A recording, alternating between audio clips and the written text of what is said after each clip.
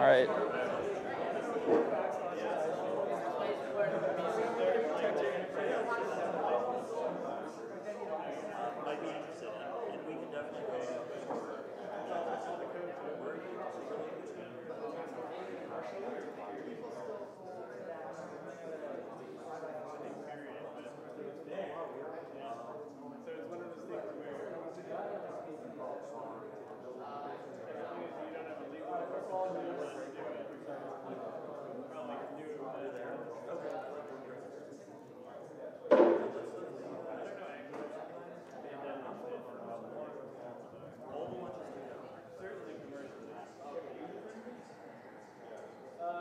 Okay.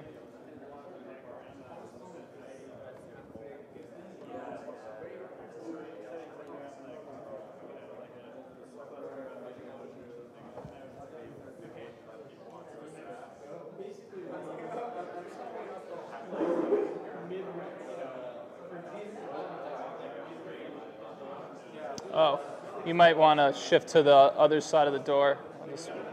I'll move a chair. Yeah, just move them over.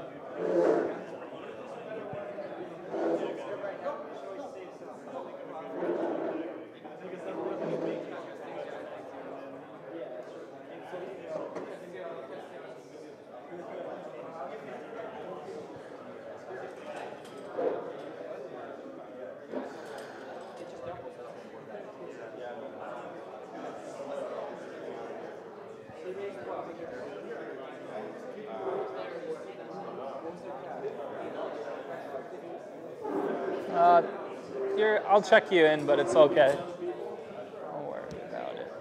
She stopped looking. You know, something that might be good to reference. I'm not sure if you talked about it in the white paper, maybe you did, but how Polar Stars, like the main industry giant, like when they were sold to, when they were listed publicly, when the main guy sold it, like they took on so much debt that now to get out of it, they're doing all these things that they're pushing through all these new measures, higher rate, making it such a more unpleasant playing experience for pros, for fish. Yeah. You know, so I mean, they're concerned about getting out of debt now, and versus like actually caring about like they have this debt that's snowballing, and they just have to like one thing they did too is. What up? It took longer for the Uber driver to get to me than it took to get here. How's it going? Yeah. Good. So this is it's just a Ethereum meetup in New York for like Ethereum enthusiasts. So okay. I'm just running through a presentation. And then we're live streaming it, and then afterwards we'll just have you guys say a couple words, like excited to be a part of the project, etc. And then that'll be it. And then I'll do a Q&A, and I'll probably spend 15-20 minutes taking people, like getting contact information from people, and then we can head down to Catch for dinner. Sure, that sounds good. Cool? Yeah. All right. Yeah, so I'm going to get started. I'll get you guys like just seated over, I don't know, maybe if you want to just other side of the door, unless you want to be in the front row. Yeah, that's good.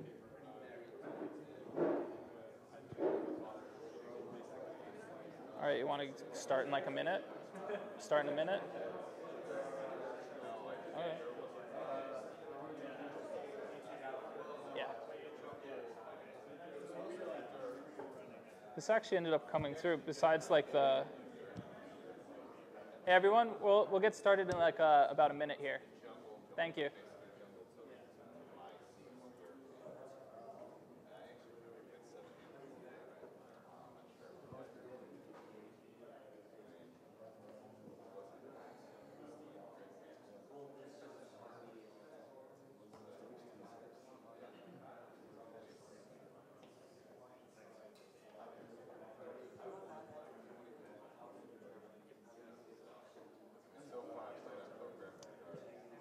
All right. All set, Jordan? All right. Just give me the thumbs up.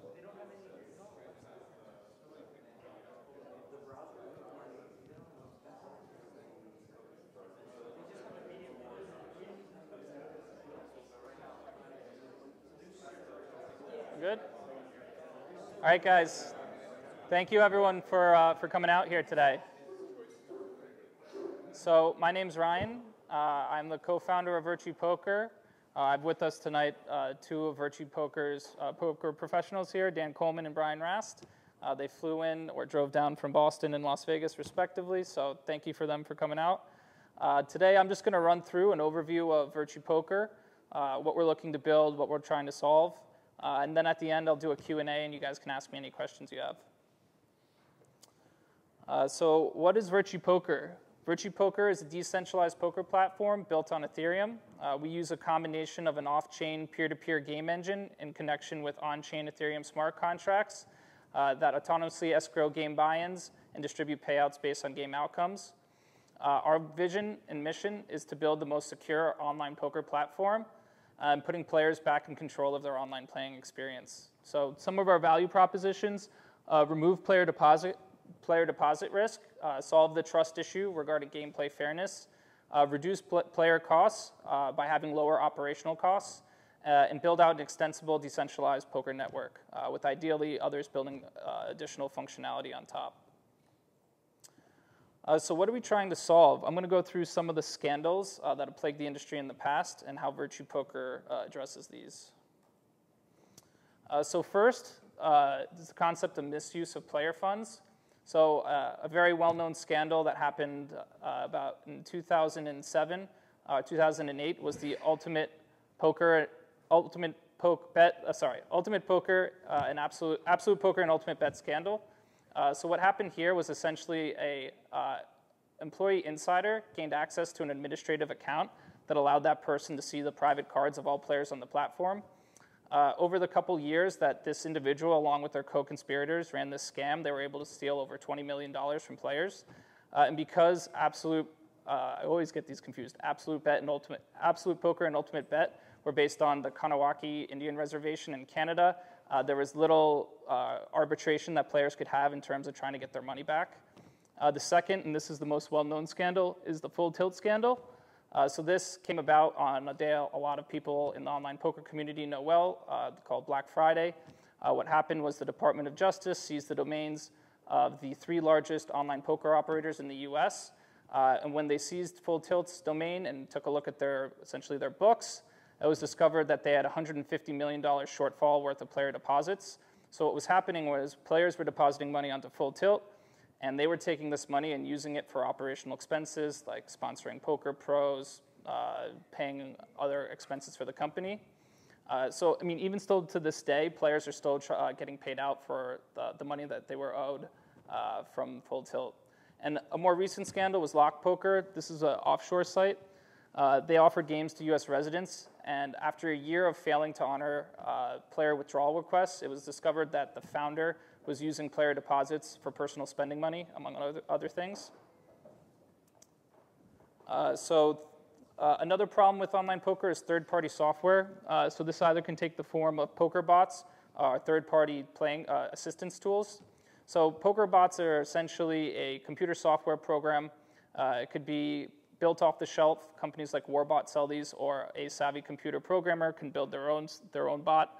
It uses AI and takes the decisions that are needed to play a successful hand or multiple hands of online poker and does this without human oversight.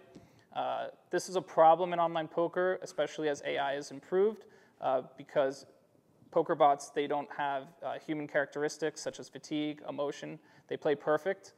So this is problematic, especially for more recreational players in online poker. Third-party playing tools, these can be things such as heads-up displays, which displays the real-time statistics and playing behaviors of your opponents. There's other tools that auto-seat you against losing players. It's called bum hunting. So if I was a poker professional, I would use this tool. I would go on to PokerStars or America's Card Room, and it would auto-seat me at a table with a losing player, which is obviously problematic and not fair to that person. There's also this concept of the broken poker economy. So if you take the poker economy and divide it into 2 groups, there's poker professionals who play online to make an income. There's recreational players who play online for entertainment. Recreational players are typically losing players, whereas poker professionals are winning players. And you need this function to hold true for the poker economy to grow. You need more depositors. You have to have more deposits than the rake plus withdrawals in order for the economy to grow. And the problem is winning players are net withdrawers, so they take money out of the ecosystem, whereas recreational players are net depositors. So you need to keep a constant supply of recreational players added to a poker site or the poker economy for this ecosystem to grow. The problem is as more resources to play better online poker, these third-party tools, generally just more information about poker strategy have come about. Professional players are winning at a greater rate than losing players are depositing, leading to the poker economy to shrink. That's why even companies like PokerStars, which own greater than 60% of the market, are seeing lower revenue year over year. The concept of unequal rake, I did a little research and found some an academic paper at the University of Hamburg that analyzed 2.5 million poker hands across PokerStars and other sites. What you have here on the left is the average rake paid per players across different stakes. Common in online poker is quantifying the amount that you're paying in rake in terms of the big blind, so the minimum bet size. So it's the term here is big blinds per 100 hands played. As you can see in the lower micro stakes, players pay a significantly higher share than players at the higher stakes in terms of rake. So typically a good win percentage in online poker is around 4 to 6 big blinds per 100 hands. If you take a look here, only players who play in the mid to high stakes have a shot at earning income from playing online. So even if you're a winning player, because of the rake that you pay, you end up becoming a losing player. And this is obviously problematic. So most poker sites also typically use this rake structure. As you can see, what it does is it caps the amount paid per hand, different percentages, but it doesn't necessarily correspond to the increase in stakes. So as you can see, the maximum cap for 5 players for $3, $6 is less than 50% of the big blind, whereas for the micro stakes, it's 15 times the big blind. So what is Virtue Poker? We're looking to take these problems, address them in building a decentralized peer-to-peer poker platform on Ethereum. So who are we and what do we do? We are building a decentralized poker platform using peer-to-peer card shuffling, Ethereum smart contracts for payment processing and results reporting, enabling compatibility with Web 3.0 products and services, including self-sovereign identity, digital wallets, prediction markets, and initially allows for wagering using cryptocurrency.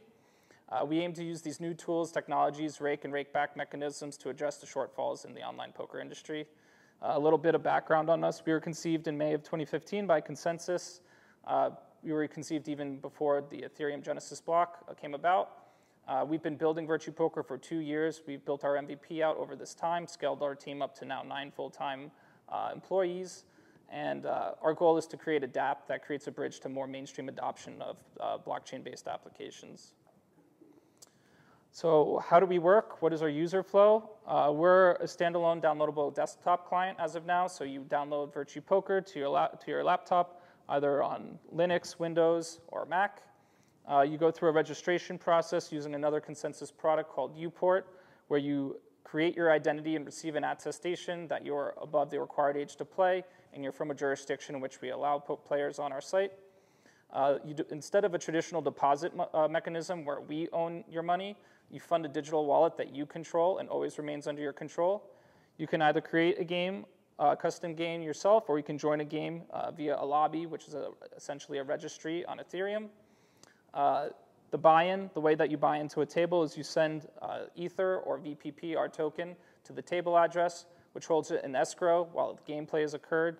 We use a peer-to-peer game engine using a mental poker protocol for all gameplay, and this keeps track of the player's stakes. At the end of the game, or when a player chooses to leave a table for a cash game, the contract data executes and pays out the winning player. So this is a high level how Uport is going to work in our app. The experience would be first you download Uport. It's a mobile application. Right now it's in the App Store. The Uport team is about 20 guys out of Consensus. We're working on integrating them in our application at the moment. You scan an identifier, so they're partnering with a KYC provider called OnFido. So think of taking a picture of your driver's license. OnFido takes a look at that driver's license, make sure you aren't on a watch list or any kind of blacklist. They verify that you are from the country you say you are, that your identity is indeed valid. You get an attestation within Uport that you are who you say you are. Then you go to Virtue Poker, you create an account, you pair your account address, so the wallet that's in the client with the UPort ID, and that's added to our player registry, so only players within our registry can access the platform, and your user account is created, and you will log in using UPort for each time you go to play on Virtue Poker. So how do we remove player deposit risk? I really like to think of Virtue Poker's table contracts as a good explanation of how a smart contract works to anyone who may not have heard of Ethereum in the past. So the way it works right now in our system is every table is represented by a different custom smart contract with different parameters of the game. It's going to be a 6-person sit and go. It's going to be 1 Ether each as a buy-in. First place will receive 75%. Second place will receive 25%. And included in this contract, you can think of it as a chip counter, which has all of the players' chip totals. And then after all players send their buy-in to this contract, which escrows the funds, and then keeps track of the game as it progresses. And I'm going to go through how mental poker works with you. I made these illustrations, so ideally it can be more clearly explained.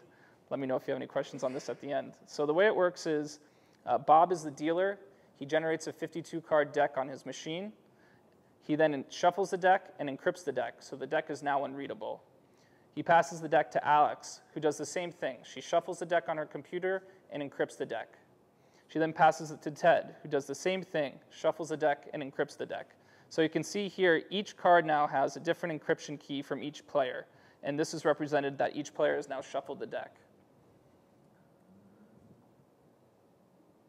So Ted passes the deck back to Bob.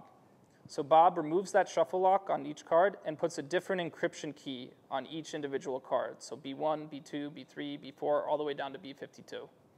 He passes the deck to Alex, who does the same thing, removes her shuffle lock from every card and indexes the deck with a different encryption key on each card, A1, A2, A3, A4.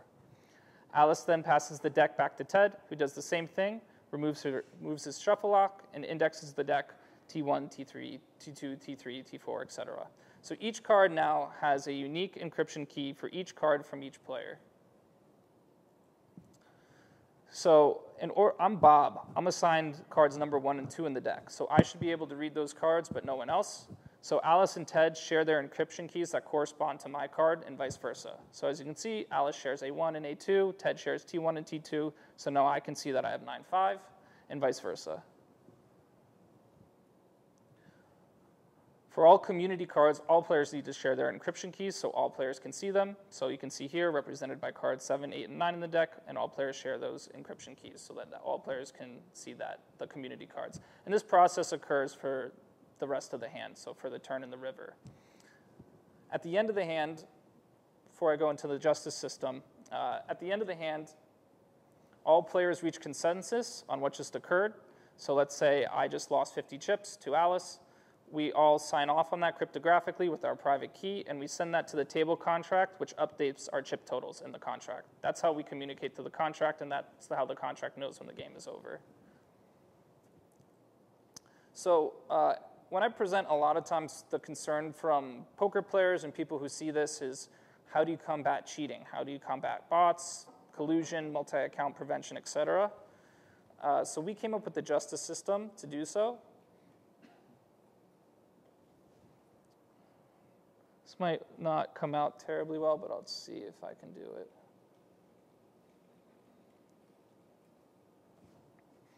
Okay, so let's start at the top. So before I get into the justice system, there's a couple of drawbacks to using mental poker to do your card shuffling and gameplay. The first is the drop player problem. So all players need to share their encryption keys for all of the community cards to be shown. What happens if a player's internet connection drops out before the end of the hand? Right now, the hand's canceled. That's easily gameable because anytime I lose a big pot to either Brian or Dan, I would pull my internet connection before the hand is completed. The second problem is this idea of dispute resolution. So I mentioned at the end of each hand, all peers need to agree as to the outcome of the hand. What happens if I was a savvy computer programmer and I hacked my client and I decided to disagree to the outcome of the hand? Who can resolve that dispute? And the third is the idea of data storage. So the only way that you can do proper bot detection, collusion detection, or multi-account prevention is having a player ID for everyone playing on the platform associated with their hand history. So all of the games that they've played on the platform and all of their cards and the end results. So we came up with the Justice system to solve these three problems. The Justice is a non-playing peer who's assigned to poker tables who provides these three services. So they solve the drop player problem by holding a partial subset of all of the players' encryption keys. They're logging the game data to servers that we own initially for us to do anti-cheating provisions. And they can resolve disputes in real time. It's really apparent if someone hacks their client and disputes the end result of a hand. So the Justice sits there and provides these services and in return receives fees for doing so. So the way that you become a Justice is you need to buy our token, VPP. Then you must stake these tokens in a registry.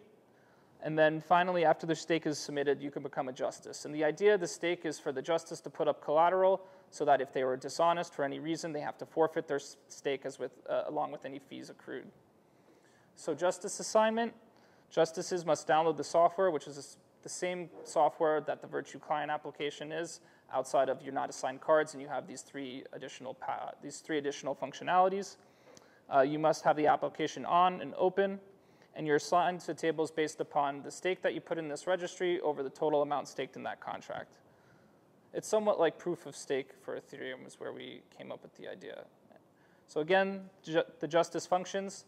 They verify all game data and submit this data to either IPFS or Swarm. They resolve disputes among peers at the table, and then again, they hold a partial subset of encryption keys that they share if a player drops out before the hand's complete. So how do we provide these anti-cheating provisions? So the data that's submitted by players goes to a database that we control initially. There's two ways that you can detect patterns of malicious activity. One is you set up algorithms that review this data and, for example, and detect patterns of irregularity. For example, I have pocket kings and Dan has pocket aces and we're seated at a table and I fold before the flop, which is pretty suspicious generally unless there's some form of an all-in. This would get flagged in our system along with player complaints. So frequently what happens, especially if a player just has a bad beat, they'll submit a complaint to the operator that they think that someone's cheating. So both the patterns, the red flags from the algorithms that we set up on this data, along with player complaints, get sent to our team of game security experts. So we've already hired one such expert. His name is Peter Marr. He's been doing game security for Full Tilt and PokerStars, among others, for over 10 years. And they review these patterns of malicious activity, and they come to a decision on whether the accused player was cheating or not, and come up with a punishment. So this is the way that the Justice system will work on Virtue Poker. We've built out a Justice client at the moment. Part of our roadmap is continuing to build out this system prior to a product launch. So I'm going to jump back to the presentation.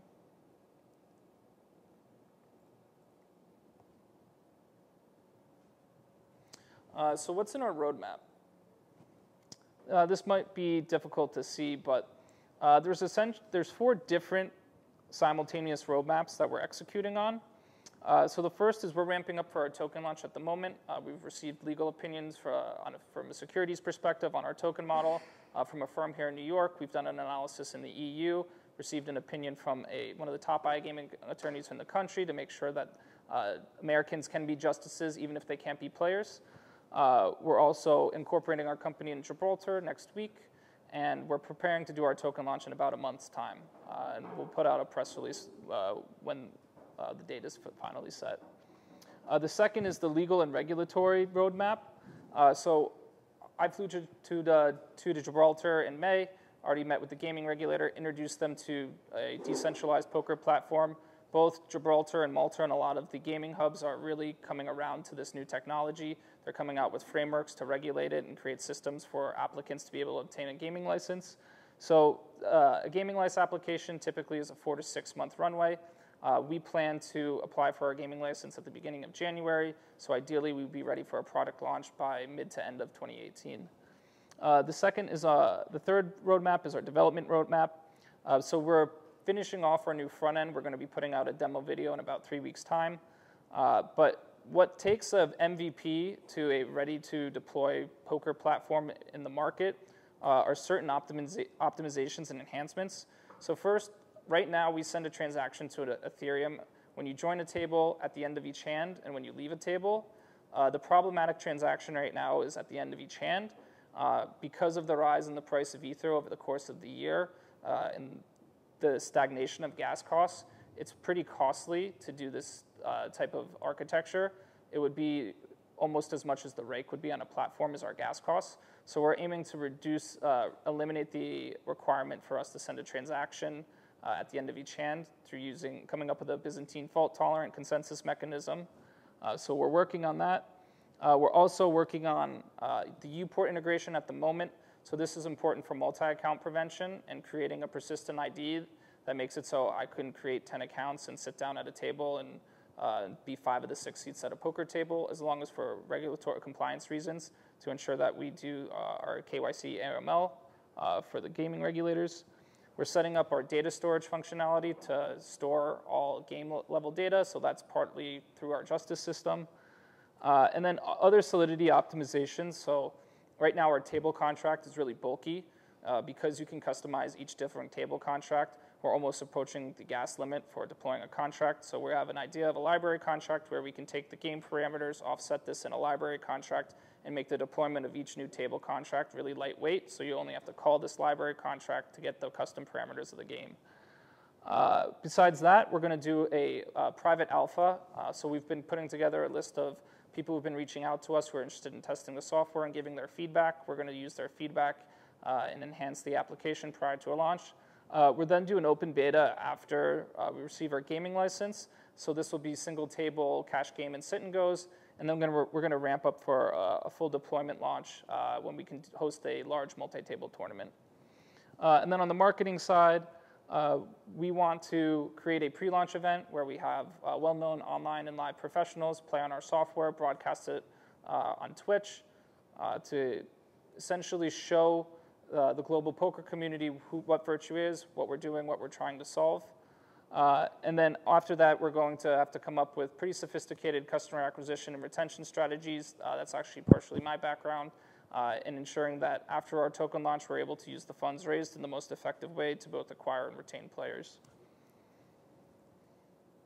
So Virtue Poker's potential, reason why I was attracted to the project, I think it's a use case that solves a real-world problem in an already established industry. Because we're peer-to-peer and decentralized, if we get the initial client up and running, there's relatively low operational costs because we reduce payment processing overhead as well as server costs. It's scalable with high growth potential. Online poker is a $3 billion market. So if we're able to capture a fraction of the market share, we will become a pretty successful business. We have no Ethereum dependencies, so we can build the client without the requirements of state channels, sharding, or other components of Ethereum's roadmap that gets them to scalability. It illustrates DApp interoperability.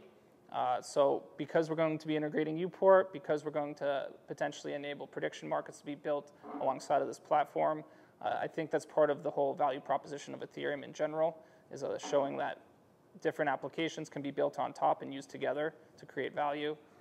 And ideally, we'll build a bridge to mainstream Ethereum adoption. So bridging both the poker community, the Ethereum community, and bringing them onto Virtue Poker to play on our platform. So who's a part of the team? So our lead developer, Jim Barry, he started his career as he was a NASA engineer. He spent the last 30 years doing game development for Looking Glass, EA, among others. James Lazis, he helps us from the financial side. He's a pseudo CFO for us. He previously worked at Lehman Brothers, started a hedge fund before coming to Consensus. My background, I was the head of marketing for a mobile application here in New York called TodayTix. I helped grow their user base from 100,000 to over 700,000 in the year and a half that I was there.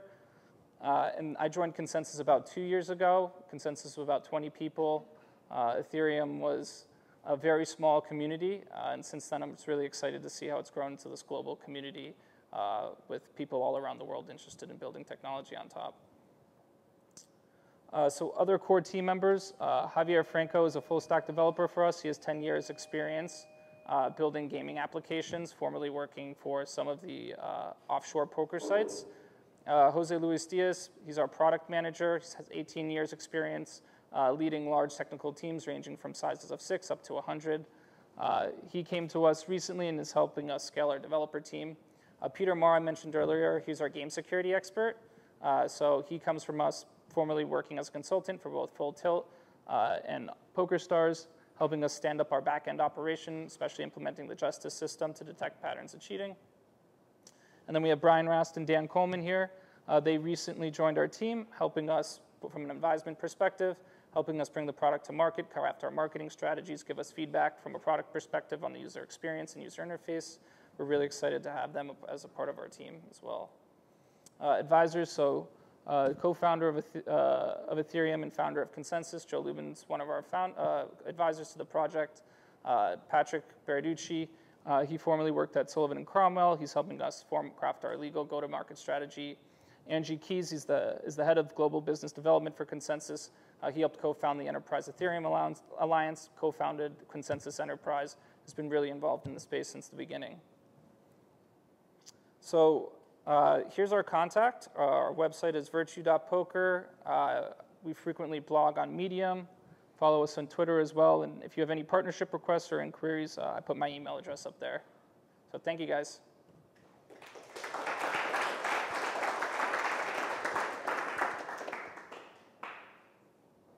So yeah, I'll happy to take any questions from anyone in the crowd if there are any.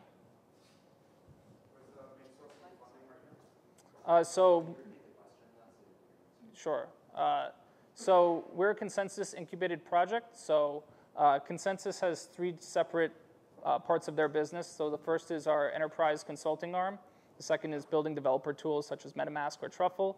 And the third is like a Y Combinator of sorts. So we start different projects, build out the initial teams, fund them up to the point of a certain state of maturity, at which point they spin out, become their own separate companies, and seek funding either via a token launch or through private VC funding. So we fall into that third bucket. So we've been funded by Consensus for the past 2 years. Will you be open sourcing the client software? So initially we won't. Oh, well, the question is, will we be open sourcing the client software? So initially, we are going to keep the client closed source. It's part of our secret sauce to building this decentralized poker platform. It would be because our contracts are on Ethereum, they're public, anyone can see them. The way that we've architected and built this has taken us 2 years to do. So we're going to bring the platform to market, build out the initial liquidity for the platform, and then look into potentially open sourcing it. How are you guys gonna stop or detect, verify AI users? I didn't really. You guys mentioned it, but you guys didn't the justice system. How is that gonna really help? Sure. So the question is, how are we going to detect bots or any autonomous programs on our platform? Right.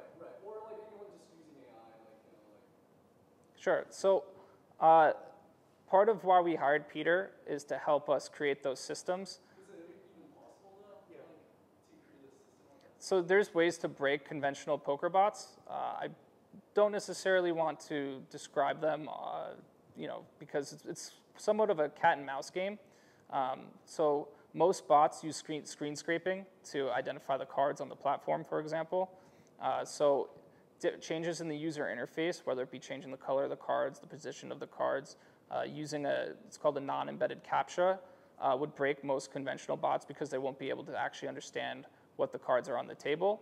So they can't actually go through their decision tree to make a decision based on that. But shorter answer is, it's impossible to prevent bots, but it's possible to detect them. So for example, are you playing on 20 tables at once, 7 days a week, which a normal human could not do? Things like that are the whole point of the justice system, is to be able to track that in our back end and be able to monitor it to detect suspicious activity. Yeah, but in the longer term, when people have better supervision algorithms or whatever happens, how are you going to be able to combat bots using AI or definitely better than humans? Yeah, so as I described, it's a cat and mouse game. There are mechanisms that you can create. I can't necessarily tell you exactly how we are going to break or detect bots, but that's part of why we are building out that game security team to do so. Yep. Quick question. On the platform, are people So you can wager in either Ether or VPP. So both will be accepted forms of wagering. Initially, we're not going to allow for other ERC20 tokens, but we may open it up soon after that. You said you were working on a lower cost solution because Ether gas costs are really high right now. You're looking for kind of this false alarm solution. Do you have that spec out already, or is that like something you're researching? It's something we're researching. So it's pretty much the first focus of our developer team following the completion of our token launch, because it's such a necessary optimization to make the platform economically feasible. So we've begun researching that. A couple of people at Consensus specialize in Byzantine fault-tolerant consensus mechanisms, so we're going to be working with them to hash out a solution. Was that? So Ryan Tate from Consensus has a background in developing those systems, but again, that is definitely in a research phase, but it's the primary focus for us after the token launch. So in terms of players who are willing to purchase and play Ether, what do you think the target liquidity is? For that, what do you think the long-term roadmap is in terms of real money tokens? Sorry, can you repeat the question? What do you think a reasonable liquidity number for people willing to play poker for Ether is? And then do you think you need to go to real money poker at some point in the future as well? So the question is, what's the market opportunity for online poker based on people who hold cryptocurrency versus the global poker community, which uses traditional fiat? So one of the proxies that I've used to determine the size of the Ethereum community is both the installs of some of the core developer tools like MetaMask and Truffle, as well as the Ethereum subreddit.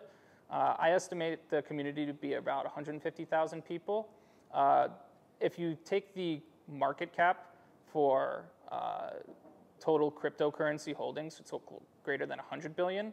So for us, there's two metrics, which will be the people who fund their wallets in our client, as well as the daily active users on the platform. I think if we can capture 1 to 5% of the Ethereum community and get 1 to 200 daily active players on the platform, that will be enough to get us off the ground. But to your point, long term, I believe that we need to create some form of a mechanism to allow fiat to Ether conversion. Most likely it wouldn't be us doing that because we don't want to be a money transmitting business, but it'd be something that would be a application we would want to integrate with so that we could essentially make it easier to go from fiat to cryptocurrency and use Virtue Poker. Possibly a dumb question, but do you foresee a time when people will be allowed to run bots if they're advertised as such? Yeah, so in our white paper, we actually want to create three. Oh, sorry. Do you see a future where you will allow people to run bots on an online? If they're advertised. Yeah, so actually the way that we want to do this and the way we wrote it in our white paper is we want to create 3 different arenas. So a human versus human arena, a bot versus human arena, so you can it doesn't matter, and a bot versus bot arena, and have each of the different tables tagged as such. So we understand that poker bots are inevitable, right? I've seen AI, I've seen what's going on at Carnegie Mellon, but we want to create different arenas for people to play in and be able to focus on when the human versus human arena. If you run a bot within that, we need to make it economically inviable to do so, either through creating a system to ban you from the platform permanently, some form of retribution, and that's part of what we're working with Peter Marr on. Because we don't own your funds, it's more difficult for us to, say, close your account and lock you out of your account if you're discovered as a cheater. It's a work in progress. That's part of the systems that part of the programs that we need to develop. So how do you solve the volatility of Ether or VPP because the price changes every day? So if the Ether price tanks 10%, so today I can play 10 or one Ether to Ether game in the virtual poker, but in terms of USD values, today's one Ether to Ether game I play maybe is different tomorrow's one Ether to Ether game. Sure.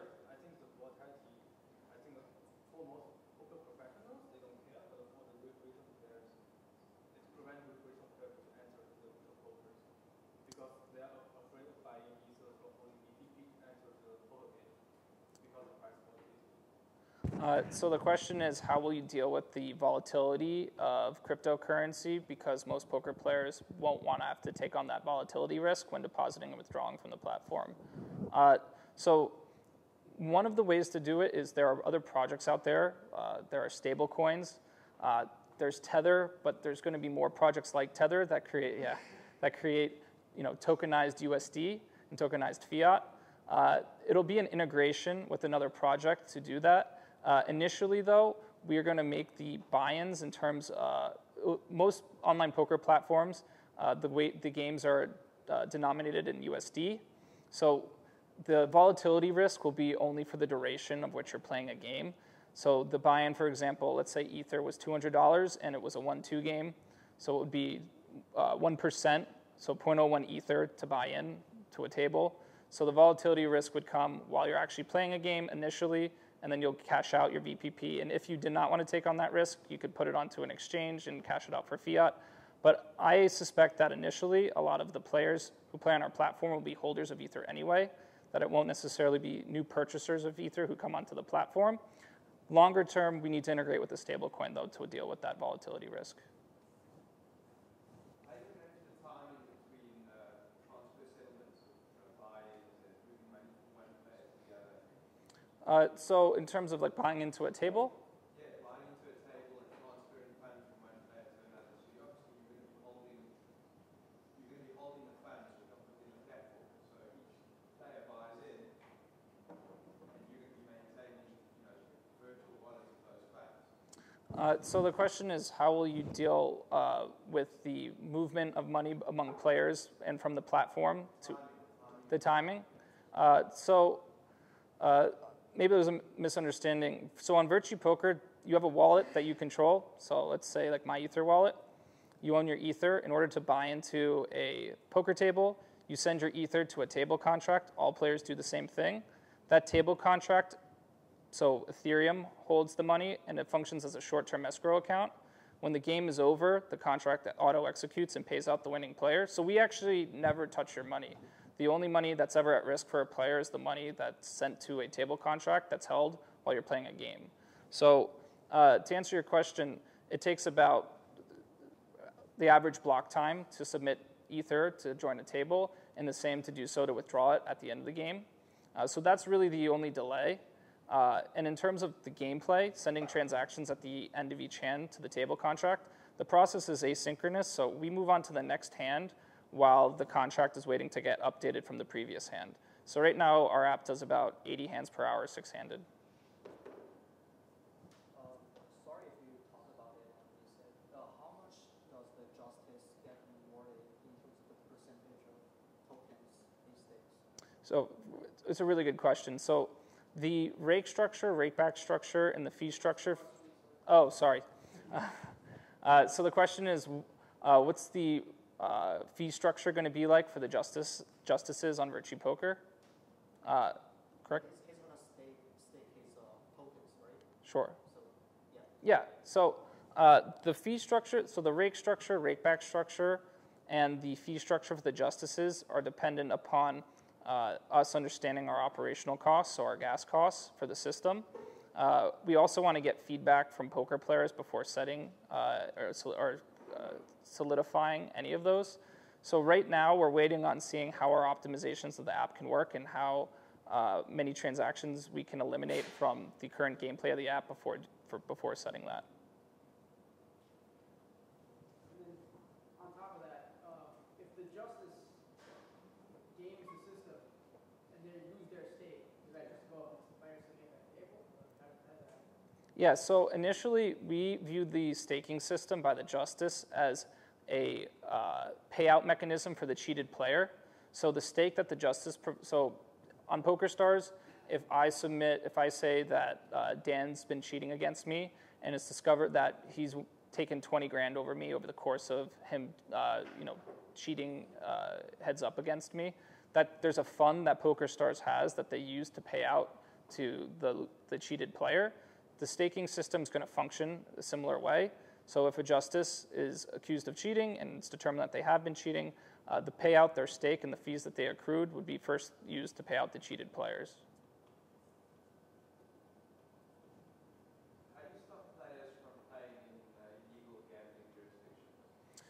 So we're going to use Uport to do that. So you download the Uport client, you scan your driver's license, it goes to a KYC identity validator provider, so it's a third party like an OnFido or a Trulio. They verify that you are who you say you are from the country of residence that you say that is listed on your driver's license, your birth date, you're of the required age, you're not underage. So we're using that system to prevent people from illegal jurisdictions or who are underage. Is it legal for me to play in the United States as a non-American citizen with a foreign ID and a foreign IP address or a fake IP address? I could be sitting in the US and playing. Is that legal? So if you are it's from the country in which you reside permanently or more than permanently. So if you have right now the way a system works in PokerStars, it's a combination of you uploading your identity credentials plus they track your IP address. So the operator is liable up to the point in which they set up systems to do as much tracking as possible. But if someone is extremely savvy and they are able to use a VPN, plus they're using either a fake ID or an ID that matches the VPN that they're using, the operator needs to detect what that person is doing and come to a conclusion of if that person is acting honestly or with malicious intent. But the operator isn't liable in the sense where there's someone who's like getting onto the site maliciously. But you have to create systems to try to prevent that and detect that. One thing I noticed here when I look at the user flow, first of all, this is all awesome. Is when I look at registration, deposit, rating, buy-in, gameplay, and payout, only really gameplay is poker specific. And it looks like, I'm wondering if this has ever come up in your roadmap or discussions, that it looks like you got here something that can be abstracted into a platform for any type of match-based gaming for wagering. All this infrastructure, except for the gameplay of poker, could apply to Pong or Rocket League or something as well. Absolutely. Yeah, so it's a great point. So any peer-to-peer game can leverage this architecture to create a system of trustless wagering among two counterparties. We're exploring other game types besides just poker. Initially, we focused on building out this poker client, but we're actually incorporating under the name Virtue Gaming because we do anticipate expanding into other categories as well. What's the purpose of your own native token other than fundraising if you already accept a stable higher market cap currency? So there's two elements. So it's the idea of being able to use it to wager on the platform, but the more important utility is for the justice system. So it creates a limited supply of tokens that people can stake in this contract. So for example, if we created the justice registry based on Ethereum, any Ethereum whale could come in and take over that contract, right?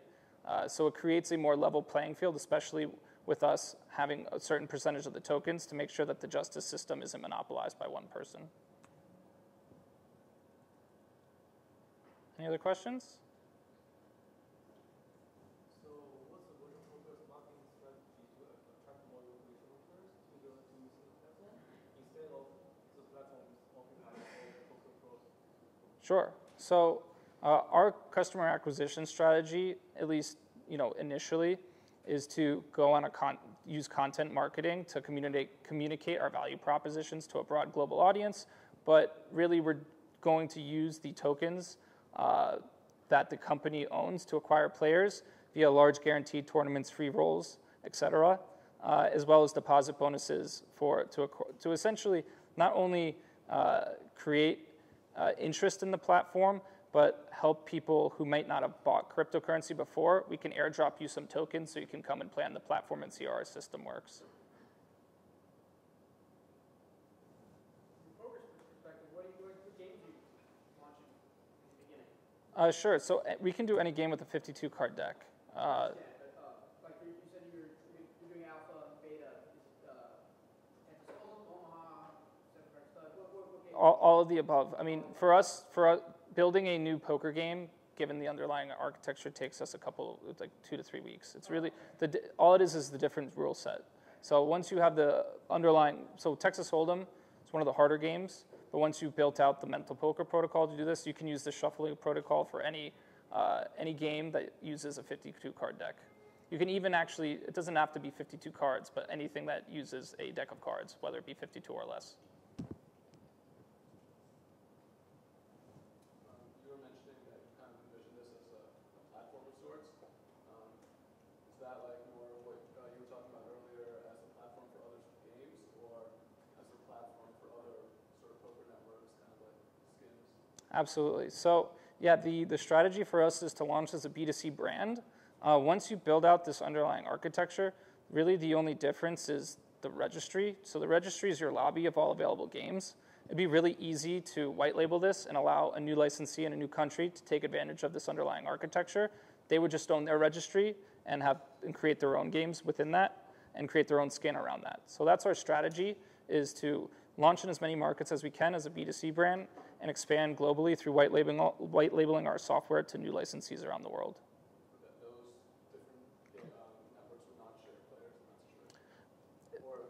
Could be either way, yeah. Sorry I came late, but are you transparent with your shuffling algorithm? Is that public? So the client isn't open source, but the underlying algorithm, in terms of the way we work, is fully public. I understand the concept of provably fair gaming. That's why we don't really say that as our core value proposition, because we aren't releasing the client initially open source, but we are describing essentially how it works to everyone and allowing people to test the application, et cetera. No, I mean specifically how are decks shuffled? Like what is that randomization? Yeah, so I went through the mental poker protocol earlier in terms of how we shuffle the deck of cards. We use urandom from your machine to generate the randomness from your computer in terms of how each individual player shuffles the deck. So yeah, that's how we work. Okay. Thank you, guys.